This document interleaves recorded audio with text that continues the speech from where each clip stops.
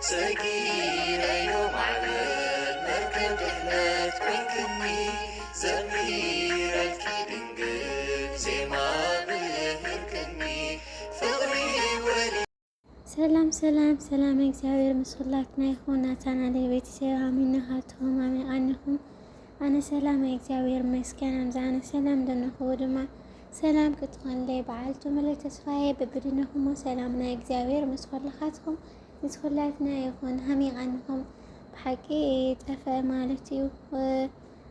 አልተሰምነ ገለገረ ነው ካለ ጠፈና አሚአንሃቱም ቤተሰብ يوم بوشت رحاتات خناني لمنتاي تفيه يلا دو خنانون خرتي هاي اللي إذا نحواتي جماحاتي إنه هي تعاملني خوينيو لما أنت دمالك همزة بفيسبوك صحفية دنار خو مالتي قدم خزون قاشا قورة خلت تحواتنا غرونا رازنا نفتو أنكارات تحواتنا ስለዚህ ዘመሓዛቶም ኣቕረ ነረ ማለት እዩ ደስ ደል ምክርህቦምና ነሮም ካብ ተወክረ ህይወት ከዚ ድማ ኣዝናን ፎትያ ነኽብራ ሓፍትና ምክሪ እትበና ሕቶታት ሙሉት ክትመልሰልና ገሻ ኮይና መፃናና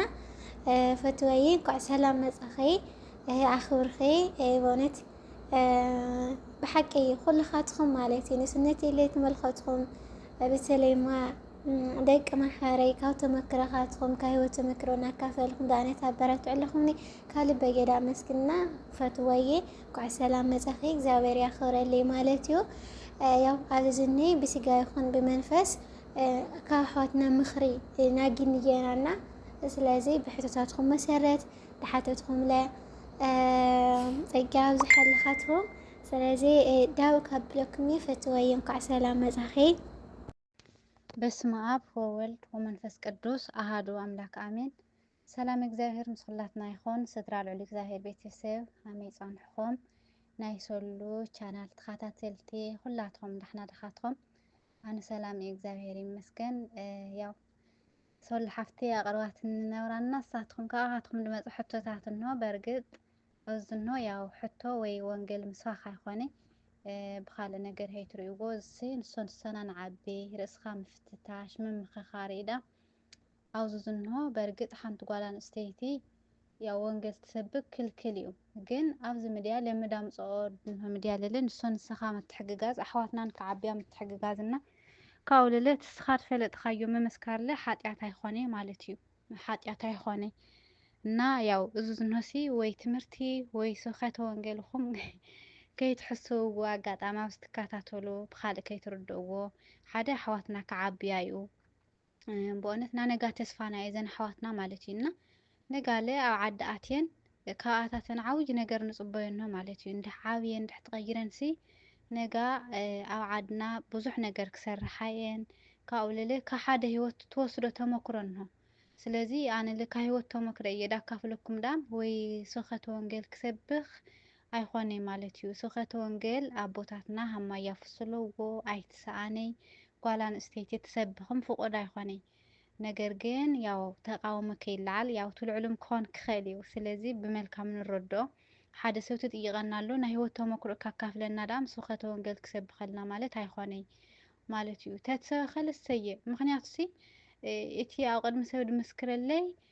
ኣነም ብሰማይ ድና ኣቦይ ክምስክረለይ ይብል ቃሉ ማለት እዩ ስለዚ እዝንሲ ድዋዕኻ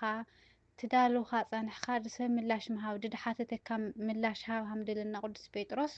ምላሽ መሃብለ ተገቢ እዩ ድሓተተና ሰብ ሕቶ ማለት እዩ ነገር ግን ታዩ ትደይከኣል ግን ታዩ ኣቦታት ዝሃለዩ እስኻ ትሰብኻ ይትኽእሊ እዚ ሌላ ኣምንታዩ ኣብ ቤተ ክርስቲያን እዚ ግን ኣብ ሚድያ እዩ ኣብ ሚድያ መጠን ለለ ሚድያ ከዓቢ ድምግባር እዩ ኣሕዋትና ንከዓብያ ኣሕዋትና ንክልወጣ ኢዳም ብካልእ ነገር ኣይኮነ ማለት ኢና ብፅቡቅ ትረድእዎ ብመልካም ትረድእዎ ዝንሆ ወይ ስርዓተ ቤተክርስትያን ወይ ቁንና ቤተክርስትያን እንዳፈርሽ ነገርሲ ኣይኮነ ማለት እዩ እና ዝንድሕወኹ ስለ ትሕቶታትኩም ካብ ልቢ እየ ዳመስግን ዳብ ሕቶኩም ካብል ቁፅሪ ሓደ ሓንቲ ጓል ቅድሚ ሓዳር ምግባራሲ ታይታማል እንህዋ ድብል ያው ኣቦታትና ኩሉ ግዜ ያምህርለውና ማለት እዩ ቅድሚ ሓዳር መጀመርያ ድሓዳር ኣነ ብቑዕ ትደእኻ ርእስኻ ትምርምር ነካ ኣብ ሓዳር እንድሕገእኻ ያው ሓዳር ትገብር ለካ ቦታትና ታምህርሎሲ ስዋኣይሲ ሃም ቆልዓ እዩ ድኾን ልክዕ እቲ ስዋኣይ ቅድሚ ሓዳር ምእታዩ ሓደ ወዲ ሄዋን ማኑ ወዲ ኣዳም ዳድኡ ልክዕ ሃም ቆልዓ እዩ ማለት እዩ ይዕበይ ይንኣስ ብደይ ኣገድስ ኩሉ ግዜ ዳድኡ ቆልዓ እዩ ዋላ ብዕድሙ ዓብይ ተኾነ ማለት እዩ ስለዚ እቲ ኣዳም ሰበይቲ ሄዋን ተኣትለለለ እቲ ሄዋን ልክዕ ሃም ኣዶ ትኾነሉ ንህዋ ስለዚ ኣነ ድሓዳር ብቑዕቲ ደአ ነጋ ኣዶ ክኾን እየ ድደቀይኸ ፅቡቕቲ ኣዶ መርአያ ኣዶ ክኾን ደአ ወኻ ርእስኻ ትፍትሽነካ ማለት እዩ ካብኡ ለለ ሓዳር ተኣትለኻ ኣብ ሓዳር ዘጋጥሙ ፈተናታት እንሆው ኣብ ማእኸልካ ቤተሰብ ደይምእታይ ሰልሳይ ወገን ደይምእታይ ማለት እዩ ናእቲ የብልናይ ምክንያቱ ሲ እንኳን ድ2 ኣካል ኣይኾኒ እግርና ዕልና 2 እግርና ለይ ይጋጮ እዮም ግጭት ኣብ ዳጋጠመ ነገር ለለ ምፍታሕ ክኽእል ደውኻሲ ድዋዕኻ ትዳለውነካ ማለት እዩ ብሓሳብ ትረዳዳእነካ እዚ ሕዚ ዘመን በተለይ ዝሕዚ ድንህናዮ ዘመን ብጣዕሚ ብልፁግ ዘመን እዩ ስለዚ ብሓሳብ ትረዳዳእነካ ድሽግርካ ድፀገምካ ትረዳድእካ ብሓሳብ ትፈትሐነካ ማለት እዩ ስለዚ ኣብ ሓዳር እንተኣትኻሲ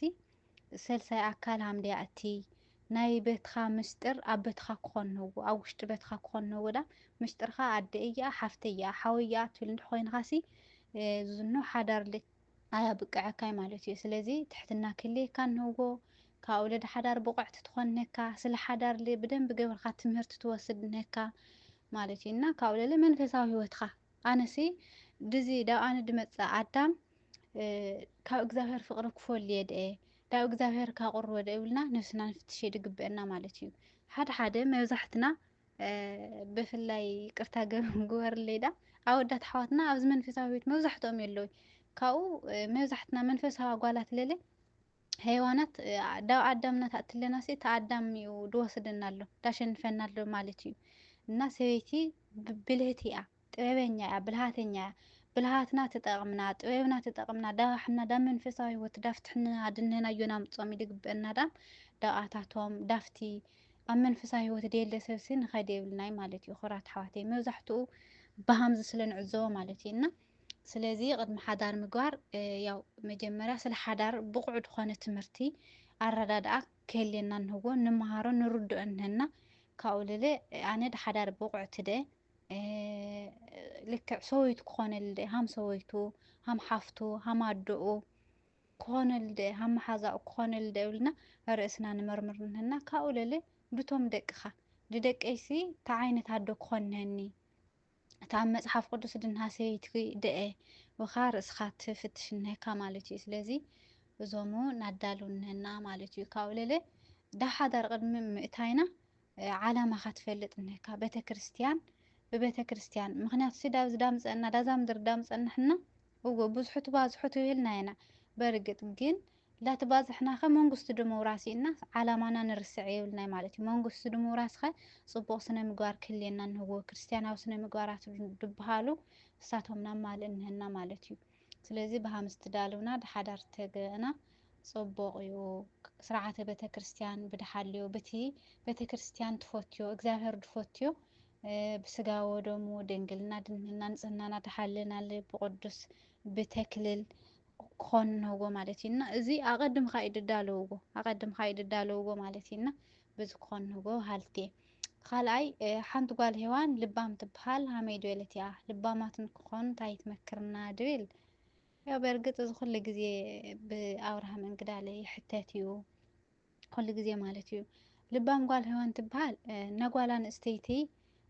መግለፅኣ ወይ ከዓ ክብራታ እዩ እንድሕብልና ትሕትና እዩ ሓንቲ ጓል ኣንስተይቲ ትዕግስተኛ ትሑት እንድሕ ኮይና ብቃል ኣምላኽ ትመላለስ እንድሕ ኮይና ሳይኣታ ልባም ናይ እግዚኣብሔር ቃል ማለት ሲ ድእግዚኣብሔር ሲ ድሰባት ብላ ተይኮነ ትእዘዞ ድእግዚኣብሔር ብላ ድሰባት ትእዘዝ እንድሕ ኮይና እዛ ኣታ ልባም ጓል ማለት እዩ ስለዚ ኩነታት ግዜ ሽግር መንከራ ደስታ ተይበገራይ ካብ እግዚኣብሔር ደይትፍለይ ካብ መንፈሳዊ ሂወታ ደይትርሕቕ ኢላ ወደቐት ትለዓል እንድሕ ኮይና እዛ ኣታ ልባም ጓል ሄዋን ማለት እዩ ብኣነ ስለዚ ሃምስ ትኾንላ ካብኡ ለለ ሓንቲ ጓል ሄዋን ምስጢራዊት ትኾንላ በቃ ማለተይ ኩሉ ነገር ሲ ርኦይኒ ደይትብል ጠንካራ ኮይና ብመንፈሳውነታ ድሰባት ኣርእያ ትኾን እቶም ትእዛዛት ናይ እግዚአብሔር ጎወርጎም ንኣይቱ ጎወርጎም ተባሃልና እሳቶም ትነብሮምላ እዚኣ እታ ጠንካራ ጓል ሔዋን ማለት እዩ። ኣብ ደይምጥን ማለተይ ኣብ ደይገልፁ ቦታታት እንድሕር ትግነ ኮይና እታ ጓል ሔዋን እዚኣ እታ ጓል ሔዋን ሲጀመር ጓል ሔዋን ኣሕና ደቂ ኣንስትዮ ሰበይቲ ድዋዕላ ብጣዕሚ ውብና ድንቂ ፍጥረት እያ ማለት እዩ። ብጣዕሚ ክቡርቲ ፍጥረት እያ። ስለዚ ኣሕና ክብርና ባዕልና ኢና ናብሎ ማለት እዩ። ልቢ እምነትና ሲ ባዕልና ኢና ናጥፍኦም ባዕልና ኢና ናምፅኦም። ስለዚ ኣሕና እንድሕትሑታት ኮይንና እዛይኣታ ልባ ባከዳድናኣ ባነጋግርኣ ሓቂ ቅዱስ ቃሉ ንግግርኩም ሲ ብጨው ዝተቃመመ ይኹን ይድለና። ስለዚ ሓንቲ ጓል ኣንስተይቲ ካብ ኣነጋግርኣ ትናገሮም ቃላት ብጨው ዝተቃመመ ዳብ ልቢ ሰብ ኣትዮም ድጎድኡ ተይኮኑ ሲ ዳብ ልቢ ሰብ ኣትዮም ዳብ ኣምላኽ ዳብ እግዚኣብሔር ዳቅርብ እንድሕ ኮይኑ እዛይኣታ ልባም ማለት እዩ። ሰልሳይ ስደት ብምምፃእ ኸ እንታይ ረኸበ ይብል ብመጀመርያ ስደት ፅቡቅ እዮም ሕማቅ እዮም። ሕማቅ ድብለሉ ምክንያት እንታይ እዩ? ያው ህንደይ ናፍቆት እንሆ ኣብ መንገዲ ህንደይ ሽግር መንከራ ምሳሕና ድነበርለ ብሂወት ደለው እንሆ ፈቀዱ ድራር ዓሳ ኣደዳ ጥይት ድኾኑ ኣሕዋትና እንሆ ፈልጥ ኣለና ማለት እዩ። ኣብ ሕማም ወድቀን ኣብ ዓራት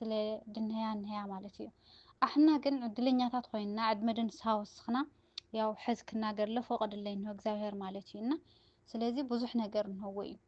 ኣብ ስደት ኣልጋ ብኣልጋ ማለት ኣይኮነ ሞቻ ማለት ኣይኮነ ግን እግዚአብሔር ይመስገን እቲ ስደት ሲ በእውነት ናይ እግዚአብሔር ዓላማ እንህዎ እየ ድብል ማለት እዩ። መብዛሕትና መንፈሳዊ ኣብ ስደት ኢና ግናዮ ንህና ዓድና በስመ አብ ኢልና ደይንፈልጥ ኣብዚ ግን እቲ መንፈሳዊ ማለት እዩ። እና ሕዚ ኣነ ድረአየኒ ሲ ካብቲ ሽግር ካብቲ ናፍቆት ካብቲ መንከራ እዚ መንፈሳዊ ሂወት ዳጉ ንኽዎ ብዙ ዝንሆ ብጣዕሚ እየ ደስተኛ ማለት እዩ። እና ከስበኒ ኣኹ ኣብ መንፈሳዊ ሂወት ልሊ ብዙሓት ኣሕዋት ብዙሓት መሓዛ ኢኻ ተፍርይና ካብ ደቅንኻ ድላዕሊ ስለ እስኻ ድሓስቡ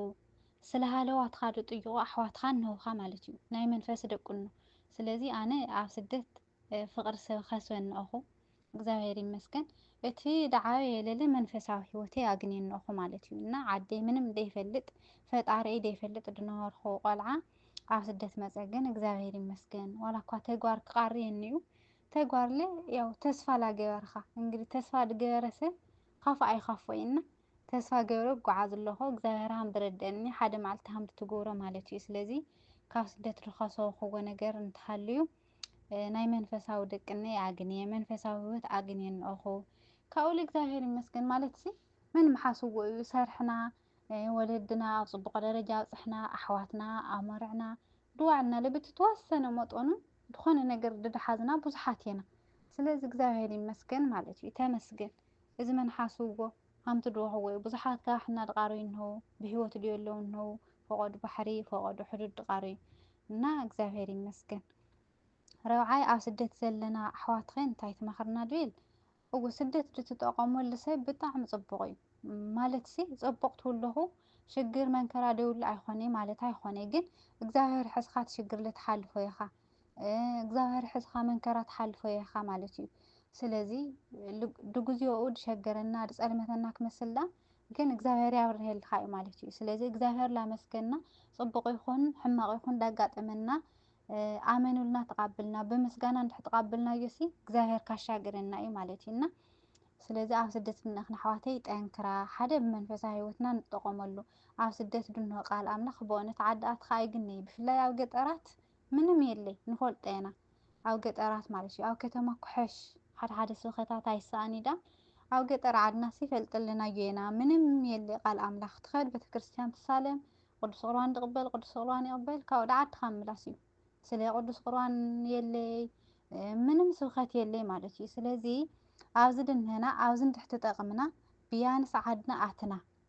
ሓቀይ ለውጢ ካብ ውሽጢ ዓድካ እዩ ድጅምር ቢያንስ ካዝኣትና ውሽጢ ዓድና እንድሕ ለውጥና ካብ ውሽጢ ዓድና ድሓለፈ ዳ ጎራውትና ካብ ጎራውትና ዳ ከባብና ሃም ዝለለ እዩ ስብከተ ወንጌል ድስፋሕፋሕና። ስለዚ ኣሕና ኣብዛ ድንህና ንጠቀመሉ ስደት ዩኒቨርሲቲ እዩ ስደት ትምህርቲ ቤት እዩ ስደት ገዳም እዩ ብብዙሕ ክግለፅ ይኽእል እዩ። ብዙሕ እዩ ዳምህረካ ላቃፅዐ እዩ ዳምህረካ ስደት ማለት እዩ። እወ ብናፍቆት ይቃፅዐና ሓደ ጎፅ ያምህረና ጠንክርና ንክንሰርሕ ተስፋ ንክህልወና ንክንነብር ጉጉት ይገብረልና እዩ ማለት እዩ ነጋ ክወግሕ እዩ ነጋ ብርሃን ክኾን እዩ ነጋ ዓዲ ኣትየ ሃምስ ክግብር እየ ላበልና ሓቂ ይሰርሐልና ጠንካራታት ኮይንና ስለዚ ስደት ሲ ሃማድኻ ሕዛኻ እዩ ክፉእ ለ ትገብሮ ትኽእል ኢኻ ፅቡቕ ለ ትገብሮ ኢኻ ማለት እዩ እና ብፍላይ ኣብ መንፈሳዊ ሂወት ላውዓልኻ ድስጋኻ ልድነብስኻ ልሲ ትጥቀም ትኽእል ኢኻ ማለት እዩ እና ኣይዘና ካብኡ ብትኸኣለ መጠን ድዋዕልና ማለት ዓድና ድንሆሰብ በእውነት ብዛዕባ ስደት ድንህና ህይወት ሲ ማንም ከርድአና ኣይኽእል ማለት እዩ ላወደቕና ላተላዓልና ብጥዕና ይኹን ብዝተፈላለዩ ነገራት ኢና ድንህና ስለዚ ድዋዕልና ድኾን ቢያንስ ዓዲኣትና ደግም ማለት ስደት ድወፀ ደግም ቆልዓ ይበሃል እዩ ጎዶ ዓበይቲ ኢና ኣብ ስደት ድንህና ካደግም ዓበይቲ ኢና ርእስና ንኽእል ኢና ዓድና ኣትናለ ብክልተ እግርና ደውልና ንኸድ እንድኾይንና ቢያንስ ካልእ ተቃረየ በቃ መንቀሳቀስና መናገድያና ንትሕዝንህና ማለት እዩና ኣደዋ ኣየዋ ድዋዕሊለን እሽተን ዕቋርለ ዓዲኣቴ ክንቀሳቀስ ኣነ እኮ ደግም ዓባየ ኣኹም መፀ ክድረባ ይኽእል ኢላበልና ትሕትና ትመልኦ ድወለድና ላረድእና ድዋዕልና ንእሽተን ተበልና ፅቡቅ እዩ ያው ስደት ካደግም ላተባላሸየ እዩ ካብኡ ኣብ ስደት ኣይንነብሪ ዓድና ኣትና ንባዕልና ሰርሕና ካብኡ ዓድኻ ለውጢ ሰርሕኻ ሃምዱ ልወጥሲ ኣብዚ ድንህና ናርዮም እንህና ማለት እዩ ሓቀይ ካ ስደት ብዙሕ ትምህርናየና ኣብዚ ኳዕንሲ ምሳዕራው ሰርሕና ናወርሒ ደሞዝ የና ድፅበይ ኣለና ክመፅእ ዱ ኣይመፅእ እግዚኣብሔር ኣምና ኢና ድሰርሕ ኣለና ዓድኻ ኣትኻ ደኣ ሃመይ ደይ ንቕየር ብእውነት መናገድያ እንድሕዝናሲ ንቕየር ኢና ስለዚ ኣብዛ ስደት ምስዳትና ደይቃሪና ተወሰነ ገንዘብ ድዋዕልና ናቕምጥ ኩራት ሓዋተይ ድዋዕልና ናቕምጥ ዓዲ ድንሆ ማንም ኣይርድአልኻ ሓደ ክመፅእ ምሽዋር ንቕበል ሓደ ክመፅእ ቃትልና እያኳዕንሲ ኣይበሃሊ ማለት እዩ ኣይበሃሊ እቲ ቤተሰብ በእውነት እቲ ቁርሺ ቅንጠውለ እዩ ድመስላቶም ኣሎ በተለይ ኣብዚ ደይ ጀመሮ መፁ ዶ ይረአዮ ሰብ ኣይርድአልኻይና ድዋዕልና ቢያንስ መናገድያ ንድሓዝ ካብኡ ለለ ዓድና ትኸድለና ርእስና ናእሙነንና ካብ ስደት ትምለስ ኣለና ሲ በቃ ዓደይ ሰርሐ ክልወጥ እየ በእውነት ድምታይ ካብ ሻሂ ደይ ንጅምር ሻሂ ላሰጥና እኮ ዓብዪ ምግበት ንበፅሕ ንኽእል ኢና ድለውጢ ጥራሕ ርእስና ናዳልዎ እዩ ዝግበአና ኩሉ ግዜ ስደት ኣይኮነ ለውጢ ድንሆ ኣብ ስደት ኣይኮነ ሞቻ ድንሆ እንዲያም ዓድናስ ፅሩይ ኣየር እኳ ላስተንፈስካ ሃምድሌትካ ላወፃኻ ላገብኣኻ ቤተክርስትያንካ ላተሳለምካ እግዚኣብሔር ድፈቀደለ ስጋ ወደም ላተቃበለ ዓድካ ድመስል የለይ ማለት እዩ ና ስደት ኑሮ ይኾነ ና ስደት ህይወት ኣይኮነና እዚ ሓስብና ካደግም ስደት በቃ ናብልና እቲ ዳ ስደት ክኸይድ የድውለው ኣሕዋትና ህዝብና ቤተሰብና ማሕበረሰብና ለ ኣሕና ኣብ ዓድና ኣትና ትለውጥና ሰርሕካ ለውጢ ሃም ድመፅእ ናርእዮም ኣብነት ንኾን እዩ ዝግበአና ማለት እዩ ካብኡ ለለ ስራሕ ደይ ምንዓቕ ካብ ንእሽተይ ነገር እንድሕጀመርካሲ ዓብዪ ነገር ሃም ትበፅሕ ምእማን ኣድላይ እዩ ማለት እዩ ስለዚ እዛ ክብል ድደሊ እና ስደትና ንጠቐመሉ ገንዘብና ለ ኣይናባኽን ድዋዕልና ድኾን ንድሓዝ ስደት እዩ ኩራት ኣሕዋተይ ዘውርኻ ደዓድኻ ኢኻ እና ደዓድና ንኣትኸ ጥራሕ እድኻ እንድሕትመልስኻ ኣሕዋትና ኣብ ደይ ሕማምን ኣብ ደይ ጭንቀን ወድቕ ኣለዋ እየና እዚ ሓስብና ካፍተን ሓደ ኣሕዋትና ኣብ ደይኮን ጭንቀትና ኣብ ደይኮን ሕማም ደወደቓ ካብኣታትን ትምህርቲ ንወስድ እዩ ዝግበአና ማለት እዩ እና እዚ ይመስል ካብ ብዙሖ ንእሽተይ ሸድሻይ ኣብ ስደት ብዙሕ ዓመት ንገብርማ ካብኡ ናብ ገዛ ንኸድ ንብል ኣብ ዓዲ ኣትኻሲ እንታይ ክሰርሕ ንብል ካብኡ ለለ ኣብ ዓዲ ድንሆ ሰብ ዓድማ ታማንሆ እዩ ይብለና ካብኡ ለለ ደዓመታ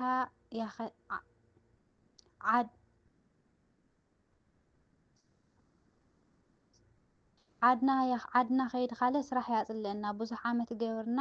ብልና ንጭነቕሲ ሃመይ ትመክርና ድብል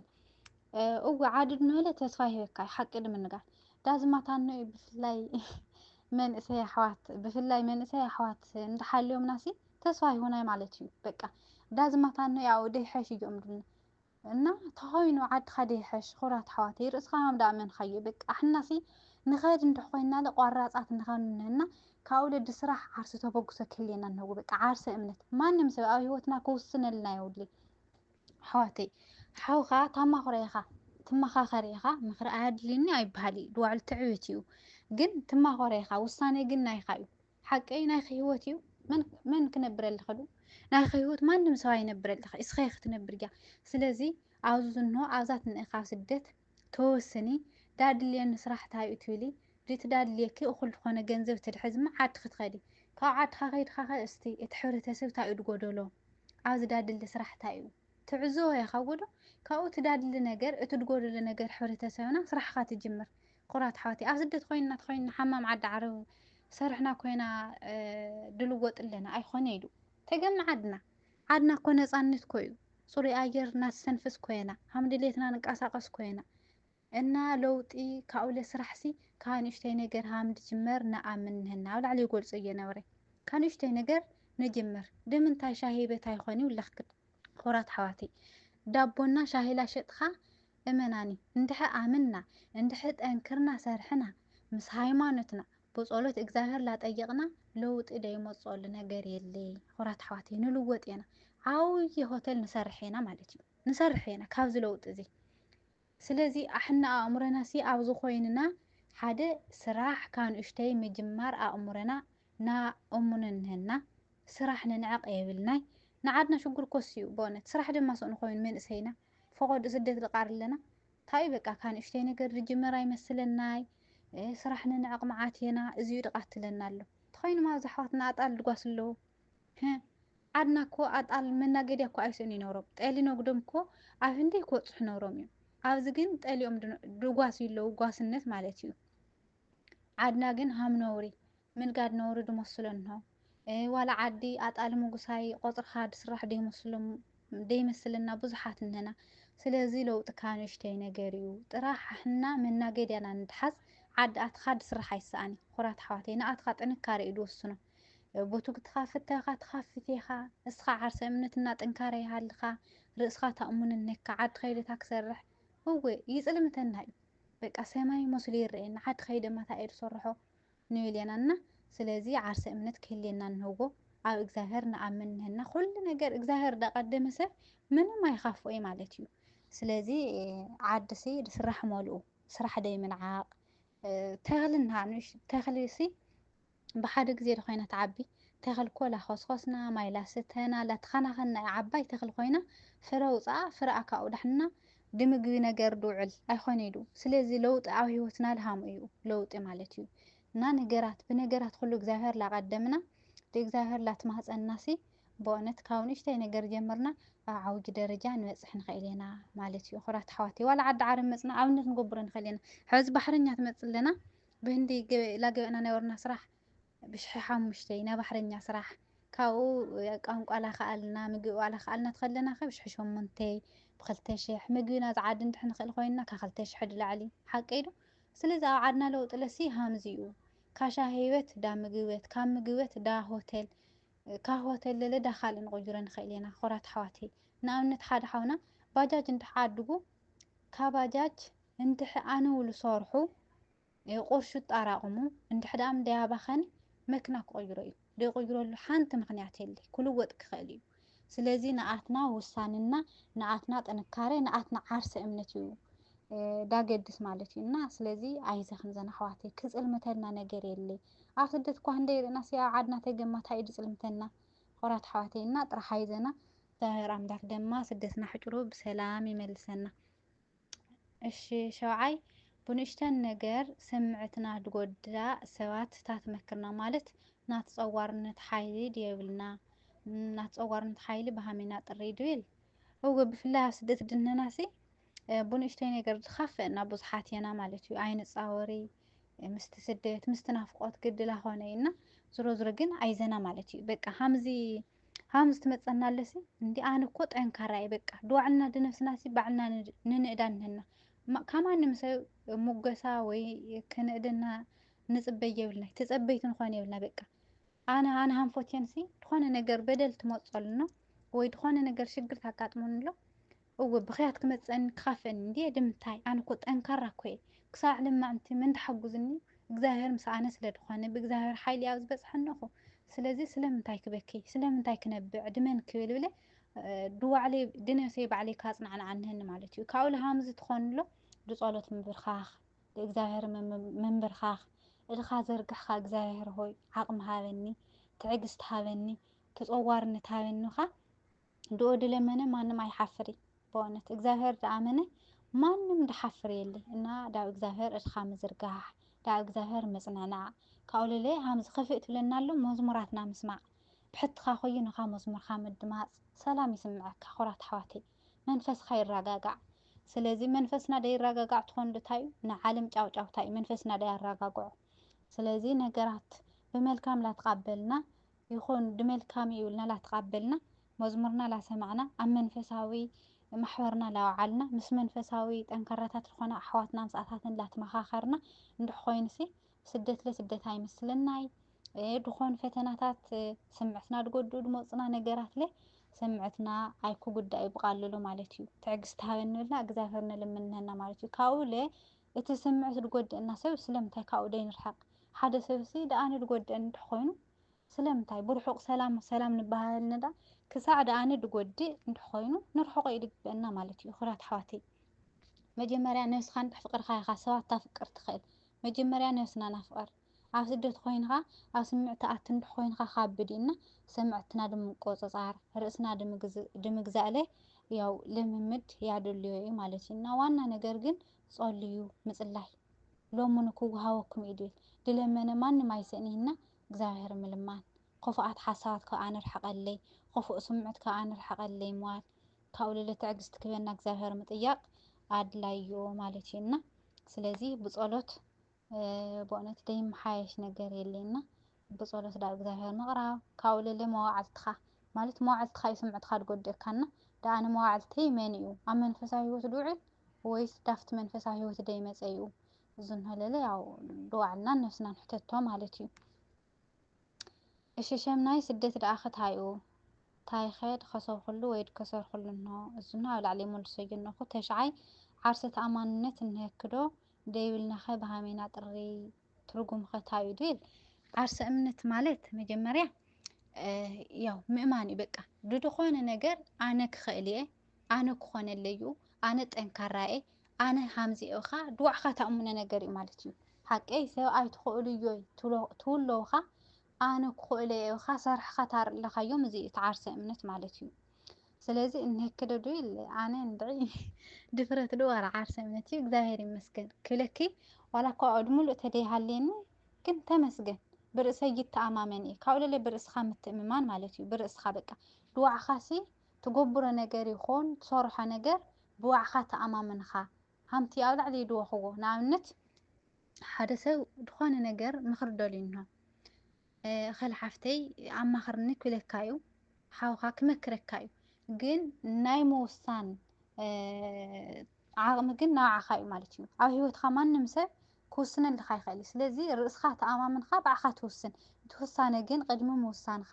ተሓስብ እንካ ሓስብካ እንድሕ ወስነ እንድሓምዛሃም ዝገብረ ኣብ ሂወተይ ታ ጉድኣት ካምፀለዩ ጥቕሙ ኸታይ እዩ ኢልና ንፈልየንና ማለት እዩ ቅድሚ ምውሳን ምሕሳብ ሃምድብሉ ስለዚ ቅድሚ ምውሳንና